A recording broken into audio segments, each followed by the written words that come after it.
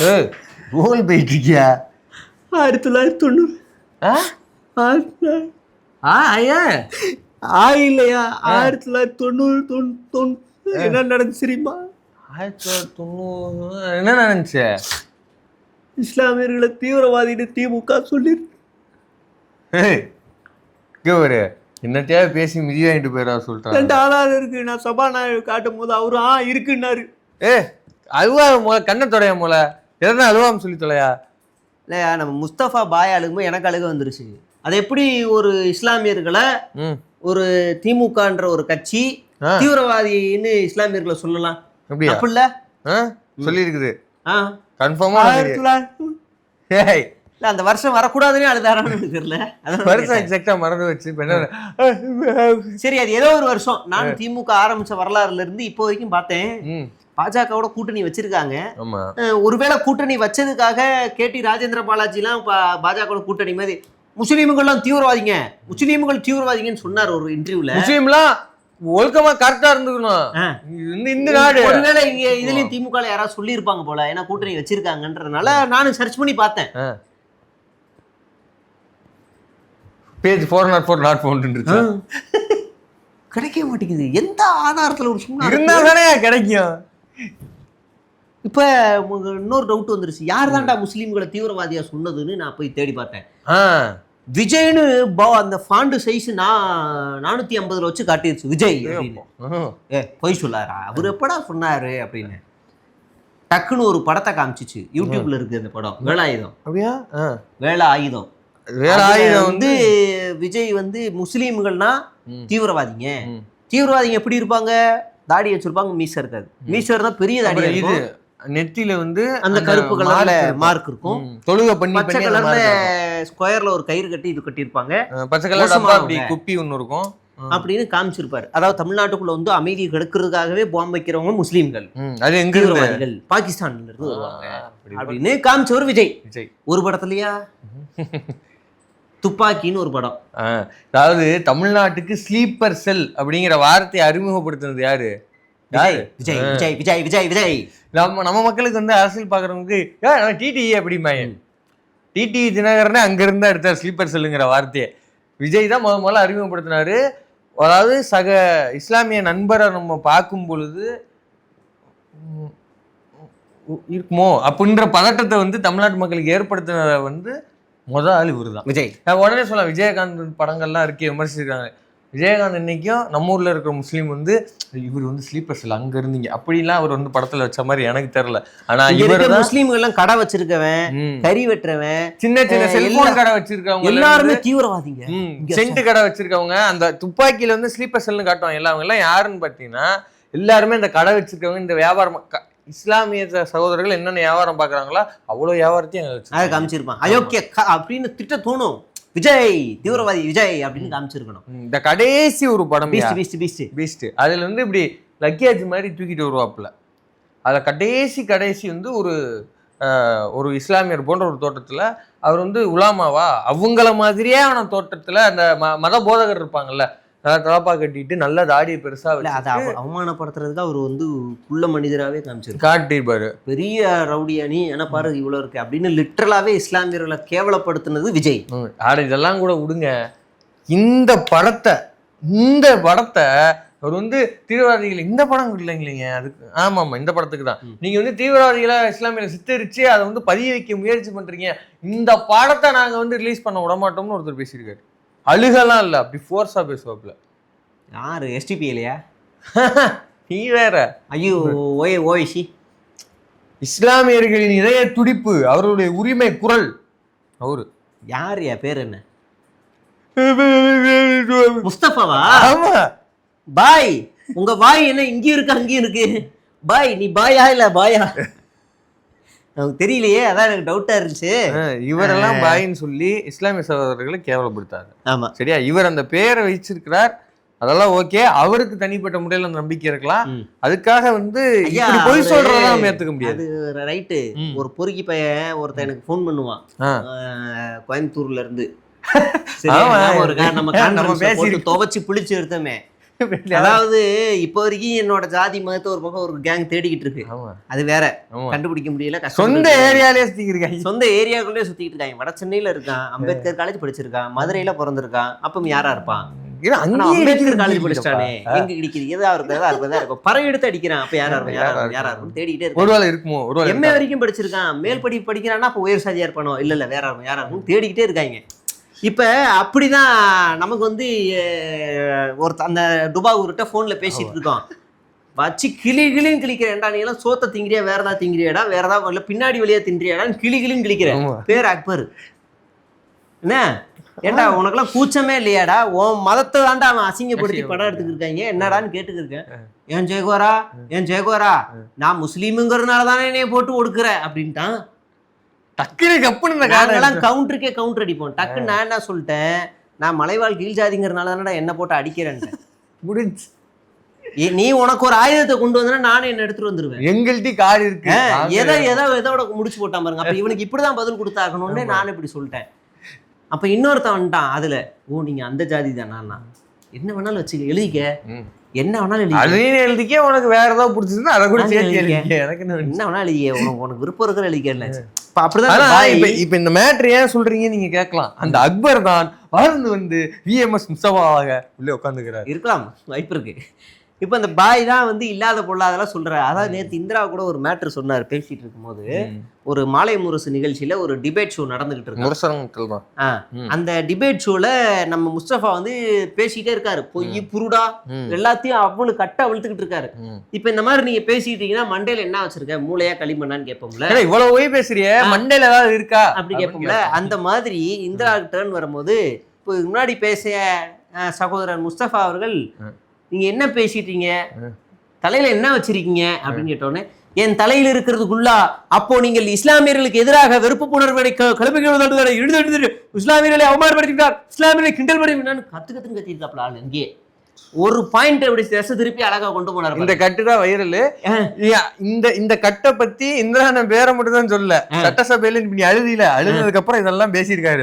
ஆனா அன்னைக்கு இருந்த ஐயுஎம்எலும் சரி, அன்னைக்கு இருந்த எஸ்டிபிஐயும் சரி, மறுக்கா சொல்ல அன்னைக்கு இருந்த ஐயுஎம்எல், அன்னைக்கு இருந்த ஐயுஎம்எல் என்ன ஸ்டேட்மெண்ட் கொடுத்தாங்கன்னா, அங்க இருக்க தோழர்கள், இஸ்லாமிய சகோதரர்கள், இஸ்லாமியர்களுக்கு எதிராக நடக்கக்கூடிய அநீதிகளுக்கு எதிராக தொடர்ந்து குரல் கொடுத்து கொண்டிருப்பவர் இந்திரகுமார். இந்திரகுமார் ஒருபோதும் அந்த ஸ்டெப் எடுக்கவே மாட்டாரு. அவங்களே அனௌன்ஸ் பண்ணிட்டாங்க, பேசவே முடியாது, இந்திராட்டெல்லாம் பேச முடியாது. இந்திராவுடைய ஐடியாலஜி என்ன, இந்திரா என்ன பேசுவா, இஸ்லாமியர்கள் குறித்து அவருடைய புரிதல் என்னன்றத எங்களுக்கு தெரியும், நீ எனக்கு பாடம் நடத்தாத, உன் அரசியல் இதெல்லாம் போய் அங்க போய் ஓரமா வச்சுக்கன்னு அப்பயே பதிலடி கொடுத்துட்டாங்க. அவங்க எல்லாம் மதுரைக்காரங்கப்பா, அவங்க எல்லாம் வந்து அப்படியே சொந்தக்காரங்க எல்லாம் பழகிட்டு இருக்கீங்க, அவங்க போய் என்னன்னு சொல்லி என்னத்த சரி. அதான் பாய் சொன்னதுல நமக்கு ஆதாரம் வேணும்னா இதான் கொண்டு வந்திருக்காரு, டிபேட் ஷோல நடந்துதான் கொண்டு வந்திருக்காரு பாருங்க, பேசிட்டாங்க அப்படி கன்றாவி. சரி, அடுத்து நாம வந்து பேச போறது யாரு அப்படின்னா, நம்ம புளியந்தோப்பு பக்கத்துல ஒரு தோழர் ஒருத்தர் இருக்காரு. நண்பர், என் நண்பர். ஓகே, அந்த பக்கமா போற வழியில அவர் இருக்காருப்பா, அவ்வளவுதான் எனக்கு தெரியும். அவர் வந்து இப்ப விர்ச்சுவல் வாரியர்ஸ் அவர் அடிக்கிறாங்க. அடிக்கலைங்க, அட்டாக் பண்ணி கட்டிச்சு வைக்கிறானுங்க. அதை பார்க்க எனக்கு அதை பார்க்கும்போது எப்படி இருக்குன்னா, ஒரு போராளியை, சாரி தப்பா சொல்லிட்டேன், ஒரு தோழரை வளர்த்து விட்டுக்கிட்டு இருக்காங்களோ, வளர்த்து எடுக்கிறார்களோ அப்படின்னு எனக்கு தோணுது. ஏன்னா ஒரு வீட்லயும் ஒரு ஓட்டு தாவேக்கா ஓட்டு இருக்குன்னு சொல்லிக்கிட்டு இருந்த தாவேக்கா நபர்கள், அதாவது எலெக்ஷனுக்கு முன்னாடி, இல்ல ஒரு வீட்லயும் 2 ஓட்டு இருக்குன்னு ஒருத்தன் தனியா கூகுனாப்புல. யாரா கொடுத்த காசுக்கு மேல கூகுறான்னு யாரான்னு பார்த்தா நம்ம தோழர். கூவல் யார் யாரு, நம்ம தெரிஞ்சவர்தான் ஃபெலிக்ஸ். ஃபெலிக்ஸ் ரெக்கமெண்ட் பண்ணிடுறோம், நம்ம தெரிஞ்சது தான். என் சேனல்ல என் கூட வேலை பார்த்தாரு, அப்பப்போ எனக்கு இன்டர்வியூ கொடுப்பாரு. வேலை பார்த்தவரையும் வேலை இன்டர்வியூ கொடுக்க வச்சிருக்கீங்க. ஓகே, இப்போ என்ன பண்ணலாம் அப்படின்னு அவர் வெளியில வந்து ரியாக்ட் பண்ண வச்சிருவோம். அவர் பொதுவான ஆளாவே நம்ம ஒரு ஐடென்டிஃபை பண்ணிக்கலாம். ஆனா நம்ம எதிர்க்கிறாங்கன்னா ரொம்ப போர்ஸா இருக்காங்க, ஐடியாலஜிங்கிறாங்க, என்னென்னமோ டேட்டாலாம் பேசுறாங்க. ஒரு முற்போக்கு வேஷம் எதுவுமே இல்லாம ஆனா ஒரு முற்போக்கு வேஷம் வேணும் அப்படிங்கறனாலே ரெடி பண்ணி நம்ம ஆளை வந்து ரெடி பண்றாங்க. எதுக்காகடா ரெடி பண்ணணும், இதெல்லாம் ஒரு காரணமா நீங்க கேட்கலாம். இப்ப தோழர் பாரதி இருக்கார்ல, துப்புரவு பணியாளர் போராட்டங்களை ஆமா. முன்னிறுத்தின உழைக்கும் மக்கள் பாரதி இன்னைக்கும் அந்த போராட்டத்துல கைதாகி இன்னைக்கு அவங்களோட நின்னுகிட்டு போராட்டம் நடத்திட்டு இருக்கிறவர். போன ஆட்சியிலும் ஒரு கைது நடத்தினாரு, கைது செய்யப்பட்டாரு, வழக்கு வாங்கினாரு, சிறைக்கு போனாரு, எல்லாமே ஆனாரு. ஆனாலும் தேர்தல திமுகவுக்கு ஆதரவுன்னு வந்து நின்னாரு. ஆமா, ஏன்னா கடைசியா வந்து தூய்மை பணியாளரோட அந்த கோரிக்கைகள் அடுத்த முறை வரும்போது நாங்க வந்து இதெல்லாம் நாங்க செஞ்சு கொடுப்போம்னு உறுதியளித்தாங்க. அதற்கு பிறகு சொன்னா செய்யற அரசு வந்து அதுதான். அப்ப அவங்க ஜனநாயகத்தன்மை இங்கதான் இருக்கும். ஆமா, ஜனநாயகத்தன்மை இருக்குன்னு அவரு வெளிப்படையா சொல்லிட்டு தான் ஆதரவு தெரிவிச்சாரு. அவர் எதையும் மறைக்கலாம் இல்ல. இப்ப அதே போலதான் இப்படி ஒரு போராளியை இப்படி ஒரு தோழர் நம்ம ரெடி பண்ணிக்கிட்டே இருப்போம். தேர்தல் வரும்போது அவரே நமக்கு ஆதரவு கொடுக்க வைப்போம். புரிஞ்சா? அப்படி அதே ஃபார்மெட் எடுத்துக்கலாம். அப்படிதான் எனக்கு அதை பார்க்க தோணுது. ஏன்னா வாரியர்ஸால் வளர்த்தெடுக்கப்பட்டவர் வாரியர்ஸாலே கடித்து குதறப்பட மாட்டார் அப்படிங்கிறது தான் சூசமும் சூத்திரம். ஆமா, இப்போ துப்புரவு பணியாளர் போராட்டத்துக்கு வருவோம். இந்த போராட்டம் வேஸ்ட்டுமா, இந்த போராட்டம் வேஸ்ட்டுமா அப்படின்னு இல்லை. அதுக்கு போறதுக்கு முன்னாடி இப்போ போன தடவை வந்து பாரதி தோழர் இருந்தாங்க, நம்ம சரத் தோழர் இருந்தார், வேசை தோழர் சரத் தோழர் இருந்தார். இப்படி பலரும் முன்னெடுத்தாங்க. யூடியூப் டஸ்ல சரத்தோழரை கூப்பிட்டு அந்த பிரச்சனை என்ன, இப்ப அரசு எதை நோக்கமா இது பண்ணணும், திமுக அரசு இதை கொள்கை முடிவுன்னு சொல்லலாமா, இப்படி பல்வேறு ஆங்கிள் இதெல்லாம் நீங்க வந்து சரி பண்ணிக்கணும் அப்படின்னு அவர்கிட்ட பேட்டி எடுத்து போட்டோம். ஃபர்தரா அதுக்கான ஆதரவுன்னு எல்லாத்தையும் பதிவு பண்ணிட்டே வந்தோம். அப்போ துறை சார்ந்து சிஎம்டினுடைய பொறுப்பும் கூடுதல் பொறுப்பா அமைச்சர் சேகர் பாபு தான் பார்த்துக்கிட்டு இருந்தாங்க. அப்ப அந்த பதவியின் அடிப்படையில் அவர் போய் பார்கின் பேசுறதுக்கு போறாரு. அந்த மீட்டிங்ல உட்கார்றாரு. சேகர் பாபு எதுக்கு போறாரு? இதுக்கு துறை அமைச்சர் யார்? அவரு தானே வரணும். இப்போ நீ வாயை எங்க வச்சிருக்க? துறை அமைச்சர் தானே சட்டமன்றத்தில் பதில் சொல்லணும். துறை அமைச்சர் தானே பதில் சொல்லணும். முதலமைச்சர் வாயை என்ன வச்சிருக்காரு? அது ஒண்ணு. சரி, அவரு பேசல. இப்ப யாரு போய் பேசுறா? அன்னைக்கு சிஎம்டினுடைய பொறுப்பா இருந்த அமைச்சர் போய் பேசினா அவர் வரக்கூடாது அப்படின்னாங்க. சரியா? அமைச்சர் KN நேரு போய் பேசியிருக்காரு, தங்கம் தென்னரசன் பேசினாருன்னு நினைக்கிறேன். இப்படி பல்வேறு கட்டமா மீட்டிங் உட்காந்துட்டே இருந்தாங்க. இவங்க எப்படி ஒரு நரேஷன் கட்டுறாங்கன்னா, ஒரு ஊசி போன குஸ்கா பாக்கெட் ஒண்ணு இருக்குது, அதுக்கு தனியா வர ஒரு நாளைக்கு இருக்குது உனக்கு, அந்த குஸ்கா வாங்கி என்னங்கிறான், இவ்வளவு நாள் போராட்டம் நடந்துச்சு, திமுக கண்டுக்கவே இல்லையே, அடிச்சாங்களே. ஆமா, அடிச்சது தவறு, காவல்துறை வச்சு இப்படி இது பண்ணிடக்கூடாது, எல்லாத்தையும் நம்ம கண்டிச்சிருக்கிறோம் கடந்த காலத்துல. கேள்வி என்னன்னா, அவங்க பல்வேறு கட்டம் உட்கார்ந்து பேசினாங்க. இப்ப வந்து போராட்டம் நடக்கிற முத நாளே விஜய் எங்க பேசினாரு? எங்க பேசிருக்காரு? வீட்டு கூப்பிட்டு வச்சு பால் பாயசம் எல்லாம் கொடுத்தாரு. இப்ப ஏன் கொடுக்கல? யார் அனுப்புறீங்க? சம்பந்தமே இல்ல. லோயலாமணி அவரு பாடநூல் கழக தலைவர். அவருக்கு போறாரு. இப்ப புளிந்த மோகனா அவர் யாரு? அவர் அந்த பேர் சொல்லிட்டேன், போய் ஏன்னா தோணு நியாயமா அவர் என்ன செய்யணும்? நீ யாரு? இந்த துறைக்கு இங்க போராட்டத்துக்கும் உனக்கு என்ன சம்பந்தம்? வெளியே போ. ஏன்னா போன போராட்டத்துல கேட்டீங்க சார், நீங்க கேட்டீங்களே என்ன கேட்டீங்க? பாருங்க, இன்னைக்கு வந்து மேயர் சொல்றாங்க இங்க யாரும் வந்து ஆதரவு தெரிவிக்கல, ஆனா அவங்களோட உட்காந்து சோறு துண்ணாருனாங்க. சோறத்தானா தின்னாரு, வேற எதுமா தின்னாரு? இப்ப நீங்க என்ன தொழில் துண்டுறீங்க? வேற ஏதாவது துண்டுறீங்களா?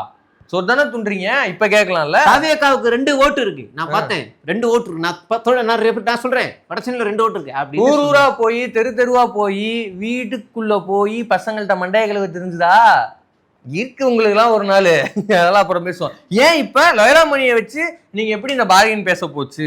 அவர் யாரு ஆதரவு தெரிவிக்கிறது? துறை சார்ந்த அமைச்சர் வரணும். அப்படி இல்லையா போன தடவை எங்களுக்கு பால் பாயசம் கொடுத்தாரு. நிர்மல் குமாரும் ஆதவர்ஷனும் வந்தாங்க போன பீரியட்ல.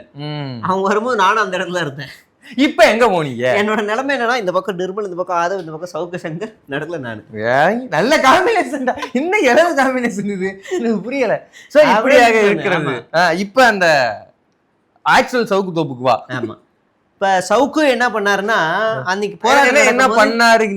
இங்க உட்காந்து வர மாட்டேன். இல்லம்மா, அவரும் களத்துல உட்கார்ந்தாரு. அதுக்காக நான் சொல்றேன், கடந்த பீரியட்ல உட்கார்ந்துதான் பேசணும். நடக்குது போராட்டம், நான் உங்க கூட நான் இருக்கமா, எங்க சேனல்ல பேசுறோமா, லைக் ஷேர் கமெண்ட்ஸ் பண்ணுங்கம்மா. இப்ப மலதி, நான் கேக்குறேன், இந்த போராட்டம் வேணுமா அவசியமா? உங்களுக்கு போன பீரியட்லயே சொல்லியாச்சுல உங்க டிமாண்ட் என்ன? போன பீரியட் டிமாண்ட் டிமாண்ட் என்ன? அப்படி என்றால் ஒரு ஆட்சியை கவிழ்ப்பதற்காக திமுக திட்டமிட்டு சதி செய்கிறதுங்கிறேன். அப்ப போன தடவை வந்து இதே மக்களை பயன்படுத்தி தாவேக ஆட்சியை கலைக்க திட்டமிட்டு சதி செஞ்சதா? நொட்டுச்சா கேட்பாங்கல்ல, கேட்டுச்சா? கேட்கணும்னு தோணும்ல. இல்ல கேட்டுச்சா? இருந்தாலும் ஆனா பேச சார் எப்படி சார் ஷாக்கிங்கா இருக்கு சார்னு இவங்க எழுதுறாங்க பக்கத்துல உட்காந்துக்கிட்டு. சரி விடு, வேண்டாம். எதுவும் பேச அந்த முடியாது. பொடியா வேற தம்பி அந்த வீடியோ நல்லா இருந்துச்சு தம்பி. உன் வீடியோ சூப்பர், அருமையா இன்டர்வியூ தான் பேசிட்டு கேட்டேன் இருக்கு. நான். நீ எந்த வீடியோ சொல்ற? நான் இன்டர்வியூ வீடியோ தான் சொல்றேன். நான் வந்து புதுசா ஒரு விலாக் போட்டாப்ல, அதை vlog வீடியோவா? vlog சேனல் ஆரம்பிச்சிருக்காரா என்ன? நீ பாக்கலையா? கட்டி சமையல்ப்பா, விலாக் செமையா இருந்துச்சு. தம்பி நல்லா இருந்துச்சுப்பா. சூப்பரா பேசுறீங்க. அது நல்லா கெட்ட வார்த்தையா? அது நல்ல வார்த்தையான்னு தெரியல. வார்த்தைகள், இந்த கேட்ட வார்த்தை நான் கேட்ட வார்த்தைகள் நல்லா இருந்துச்சு. அது கேட்ட வார்த்தை. இப்படி பேசுறானே, போன தடவை இப்ப இந்த டிமாண்ட் எல்லாம் தெரியாம தான் போய் ஆதரவு அப்படின்னு மைக் கொண்டு போய் காட்டினியா? கேட்பாங்களா இல்லையா? கொஞ்சம் சொல்றான், போன தடவை ராம்கி நிறுவனத்துக்கு கொடுக்க கூடாது மட்டும்தானே டிமாண்டா இருந்துச்சு, இப்ப எந்த டிமாண்ட் வருது? அவங்க அரசு இதுல இருக்கும்போது ஒழுங்கா வேலை பார்க்க மாட்டாங்க, இதே தனியார் கொடுத்தா வேலை பார்க்கறத பத்தி எல்லாம் நீ பேசுற. நீ ஏன் அரசுல இருந்து வெளியே வந்த? ஒழுங்கா வேலை வெளியே வந்தாங்களா? எட்டி மீச்சிச்சு எல்லவோ அப்படின்னு விரட்டி விட்டுருக்காங்க. நீ பார்த்த வேலை, நீ முதல்ல அரசுக்கு வந்து இதா இருந்தியா? டேப்பை திருடி 50-100க்கு வித்த பையதான் நீ பேசலாமா? இன்னைய வரைக்கும் ஆமாயா, அதுக்குதான் வெளில அனுப்புனாங்க. அரசு ஆவணத்தை திருடி பத்திரிகைக்காரன்ட்ட 50-100 கிடைக்கும்னு வித்த பையன். என்ன நீ நினைச்சிட்டு இருக்கிறவன? வேலை பார்க்கறத பத்தி நீ பேசுற. இப்ப டெமோக்ரஸியா ஏதோ ஒரு அமைப்பு ஆரம்பிச்சிருக்காப்லையா? 1000-2000 பேர் கிட்ட 3000 பேர் சேர்ந்திருக்காங்க. தலைக்கு 9450 ரூபா வாங்கி நல்லா ஜாலியா சேர்த்துக்கிட்டாப்ல. முதல் யார் அப்பவுட்டு காசு? நான் என்ன கேக்குறேன், இப்ப நீ யூடியூப் நடத்துற, நான் யூடியூப்ல வேலை பார்த்துருக்கேன். யூடியூபோட வருமானங்கள் எப்படி வருங்கிறதும் உனக்கும் தெரியும், எனக்கும் தெரியும். ஃபாரின்ல இருந்து இம்போர்ட் பண்ணி ஓசிபி ஷீட்டான், அதுல சுருட்டி இது பண்ணாதான் அது ஒரு மாதிரி பண்ண முடியுமா? அந்த ஷீட்டை எக்ஸ்போர்ட் பண்ணி இது பண்ற அளவுக்கு வருமானம் உனக்கு எங்க இருந்து வருது? அப்ப அந்த காசுல நீ உழைச்சி வாங்கின காசா? கேட்பாங்களா இல்லையா? நீ எல்லாம் உழைக்கிறத பத்தி பேசலாமா? வேற மாதிரி பேசாம போயிடு. என்னென்ன நடக்குதுன்னா ஜாலியா இருக்கு எல்லா டாபிக்கும் வந்து. ஆனா இதெல்லாம் யாருமே எதிர்ப்பு தெரிவிக்கல பாரு. இப்ப அந்த போராளிகள் இப்படி பேசுறதுக்கெல்லாம் எதிர்ப்பு தெரிவிக்கணும்ல, அமைதியா கடந்த லைவ் எல்லாம் வேற சட்டமன்றத்துல கட் பண்ணிட்டாங்கன்னு கேள்விப்பட்டேன். ஏன்னா அவை குறிப்புல இருந்து நீக்கினதுக்கு அப்புறம் தான் விடுவாங்க. நல்ல விஷயம் தான், நல்ல விஷயம் தான். அதே நேரத்துல தமிழ்நாடு முழுக்க இருக்கிறவங்க சட்டசபைக்குள்ள என்ன விவாதிக்கப்பட்டுச்சுங்கிறத அதை நம்ம படிக்க முடியும். அதை முதல்ல போய் படிங்க. ஏன்னா வீடியோல கூட இவங்க கூல்மால் பண்ணி ஏதாவது 1-2 விட மாட்டாங்க. அதுக்காக சொல்றேன். அதாவது சட்டப்பேரவை குறிப்புகள் அந்த ரெஸ்பிரேட்டரியில கிடைக்கும், அதனால அதுல போய் பாருங்க. இப்படியாக முடிந்திருக்கிறது. பார்ப்போம், போராளிகள் வந்து கோவப்படுவாங்களான்னு. ஆமா.